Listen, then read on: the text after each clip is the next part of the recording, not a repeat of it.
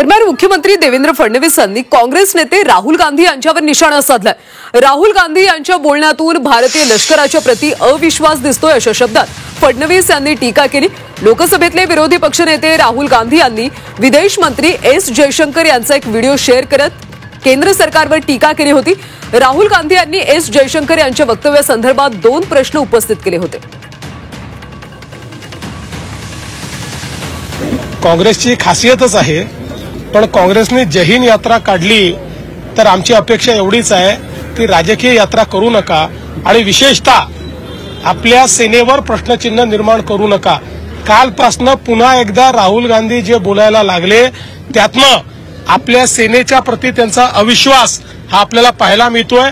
आपल्या सेनेच्या प्रति ज्या प्रकारे ते अविश्वास दाखवतायत, एकीकडे सेनेवर अविश्वास दाखवायचा आणि दुसरीकडे जय हिंद यात्रा काढायची। अरे जय हिंद तेव्हाच म्हणता येईल जेव्हा सेनेच्या पाठीशी आम्ही उभं राहू शकू।